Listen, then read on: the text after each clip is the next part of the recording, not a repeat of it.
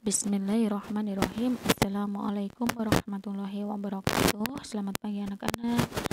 Apa kabar kalian di rumah? Semoga selalu dalam keadaan sehat. Baiklah, untuk pagi hari ini silakan kalian buka buku tema 7 subtema 2 pembelajaran kelima halaman 126. Nah, di situ ada sebuah lagu wajib yaitu tentang yang berjudul Maju Tak Gentar, ciptaan C. Simanjuntak. Ya, silakan dinyanyikan sendiri. Ya, ini sudah sering kita nyanyikan ketika di kelas ya. Setelah itu silakan kalian dikerjakan halaman 127. Ya. Nomor 1 yaitu apa yang kamu rasakan saat menyanyikan lagu Maju Tak Gentar, jelaskan. Yang kedua, bagaimana nada tempo Maju Tak Gentar, jelaskan. Yang ketiga, apakah lirik lagu Maju Tak Gentar mencerminkan nilai-nilai kepahlawanan, jelaskan. Ya, silakan dikerjakan sendiri halaman 127. Lanjut, silahkan dibuka yaitu halaman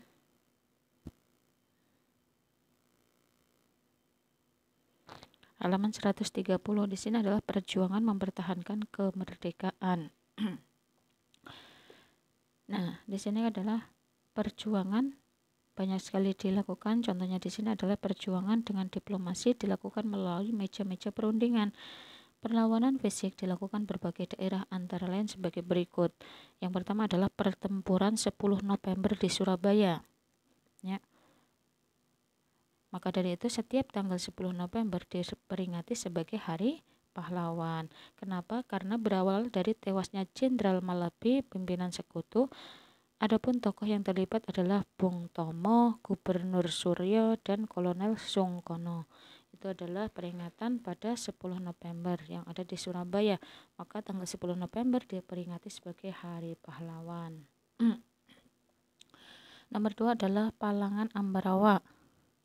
Ya, pada tanggal 15 Desember 1945 di Ambarawa, Jawa Tengah. Kemudian pada tanggal 15 Desember diperingati sebagai Hari Infanteri Nasional. Insiden ini bermula dari sekutu mempersenjatai tawanan yang sudah dibebaskan. Sekutu juga membebaskan orang-orang Belanda secara sepihak. Adapun tokoh yang terlibat dalam peristiwa ini antara lain Kolonel Isdiman dan Kolonel Sudirman. Yang ketiga adalah Bandung Lautan Api. Terjadi pada tanggal 23 Maret 1946. Insiden ini bermula dari ultimatum sekutu meminta senjata yang diperoleh dari tentara Jepang untuk diserahkan kepada sekutu. Namun, rakyat Bandung menolaknya, bahkan membakar kota Bandung agar tidak dikuasai sekutu. Tokoh yang terlibat dalam pertempuran ini adalah Muhammad Toha, Abdul Haris Nasution, dan Suryadi Suryadharma. Ini adalah peristiwa di Bandung Lautan Api yang terjadi pada tanggal 23 Maret 1945. Yang keempat adalah Medan Area, terjadi pada tanggal 10 Desember 1945 karena orang-orang Belanda itu menginjak-injak bendera merah putih. Tokoh yang terkenal adalah Ahmad Thohir. Terus yang kelima adalah serangan umum 1 Maret 1949 di Yogyakarta.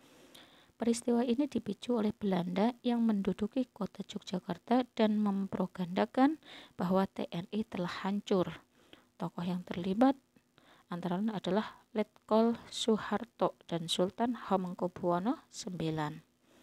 Perjuangan secara diplomasi juga dilakukan dari perundingan satu ke perundingan yang lain. Yang pertama adalah perundingan Linggarjati. Diadakan pada tanggal 10 November 1946 di Linggarjati, Cirebon, Jawa Barat. Perundingan ini Indonesia diwakili oleh Sultan Syahrir. Dari Belanda diwakili adalah Profesor Schermerhorn. Hasil perjanjian ini sebagai berikut. Hasil perjanjian dari Linggarjati. Yang pertama adalah Belanda hanya mengakui kekuasaan Republik Indonesia atas nama Jawa, Madura, dan Sumatera. Yang kedua adalah negara Indonesia Serikat terdiri dari negara Republik Indonesia, negara Indonesia Timur, dan negara Kalimantan. Yang ketiga, negara Indonesia Serikat dan Belanda merupakan satu uni dengan nama Uni Indonesia Belanda yang diketuai oleh Belanda. Namun Belanda mengingkari perjanjian ini dan melancarkan agresi militer Belanda pertama pada tanggal 21 Juli 1947. Yang kedua adalah perjanjian Renville. Ini diadakan pada tanggal 17 Januari 1948 di atas kapal USS Renville milik Amerika Serikat. Isi perjanjiannya itu yang pertama, Belanda hanya mengakui daerah Republik Indonesia atas Jawa Tengah, Yogyakarta, dan sebagian kecil Jawa Barat dan Sumatera. Yang kedua, semua pasukan RI harus ditarik mundur dari wilayah-wilayah yang diduduki Belanda. Yang ketiga, Belanda tetap berdaulat di seluruh wilayah Indonesia sampai diserahkan kepada Republik Indonesia Serikat atau RIS yang akan segera dibentuk. Namun, Belanda lagi-lagi mengingkari isi perjanjian Renville dan melakukan agresi militer Belanda II pada tanggal 19 Desember 1949. Yang ketiga adalah perjanjian Romereien, diadakan pada tanggal 17 April 1949 di Jakarta. Nah, Indonesia diwakili oleh Muhammad Rem dan Belanda diwakili oleh Van Rooyen. Isi perjanjiannya yang pertama, pemerintah Indonesia dikembalikan ke Yogyakarta. Yang kedua, menghentikan gerakan militer dan mengembalikan tawanan. Yang ketiga, Republik Indonesia sebagai bagian dari negara Indonesia Serikat. Yang keempat adalah akan segera dilaksanakan konferensi meja bundar. Itu adalah beberapa perjanjian secara diplomasi. Ada perjanjian Linggarjati, ada perjanjian Renville, ada perjanjian Romereien. Terus silakan dibuka, itu pada halaman 133. Pertanyaan yang pertama, mengapa bangsa Indonesia masih harus berjuang lagi mempertahankan kemerdekaan? Jawabnya adalah karena bangsa asing yang tidak menyetujui kemerdekaan Indonesia. Terus yang kedua adalah apa yang dimaksud perjuangan fisik dan diplomasi? Perjuangan fisik adalah perjuangan dengan cara kekerasan, yaitu dengan mengangkat senjata. Yang kedua, perjanjian diplomasi, yaitu perjuangan yang dilakukan melalui meja-meja perundingan. Terus yang ketiga, apa yang melatar belakangi peristiwa-peristiwa pertempuran 10 November di Surabaya, yaitu tewasnya Jenderal Sekutu, yaitu Jenderal Malabi. Yang keempat, apa isi perjanjian dari Romereien? Yang pertama, pemerintah Indonesia dikembalikan ke Yogyakarta. Yang kedua, menghentikan gerakan militer dan mengembalikan tawanan. Yang ketiga, Republik Indonesia sebagai bagian dari negara Indonesia Serikat. Yang keempat, akan segera dilaksanakan konferensi meja bundar. Jawabannya ada di halaman 132 paling bawah. Nomor 5, apa yang dimaksud agresi militer Belanda dan kapan terjadinya? Agresi militer Belanda itu adalah serangan yang dilakukan oleh Belanda untuk merebut kemerdekaan Indonesia. Kapan terjadinya?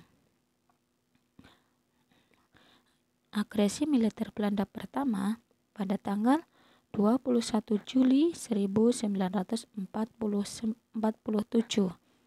Agresi militer kedua terjadi pada tanggal 19 Desember 1948. Ya.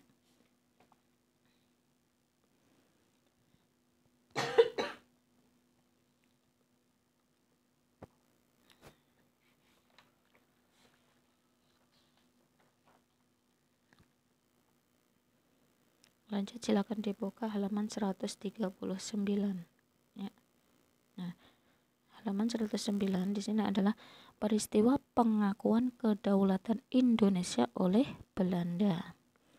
Tidak lanjut perjanjian Romeroyen adalah diselenggarakan konferensi meja bundar atau yang disingkat dengan KMB. KMB itu adalah konferensi meja bundar, dilaksanakan di Den Haag atau Belanda pada tanggal 23 Agustus sampai 2 November 1949. Delegasi Belanda dipimpin oleh Van Marseveen. Terus delegasi BFO atau Badan Musyawarah Negara-Negara Federal dipimpin oleh Sultan Hamid II. Adapun hasil KMB itu sebagai berikut. 1. Belanda akan menyerahkan sepenuhnya kedaulatan kepada Republik Indonesia Serikat pada bulan Desember 1949. Yang kedua, menyelesaikan masalah Irian Barat ditunda setahun. Kemudian setelah penyerahan kedaulatan pada Republik Indonesia Serikat. Yang ketiga, Republik Indonesia Serikat dan Belanda membentuk uni yang dipimpin oleh Ratu Belanda berdasarkan kerjasama sukarela dan sederajat. Yang keempat adalah Republik Indonesia Serikat harus membayar utang kepada Belanda sejak tahun 1942.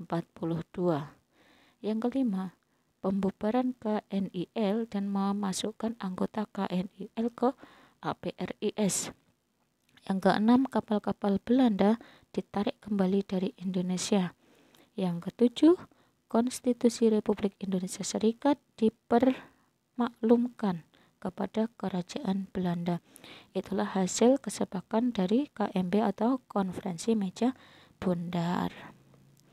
Lanjut, silakan dibuka halaman 141.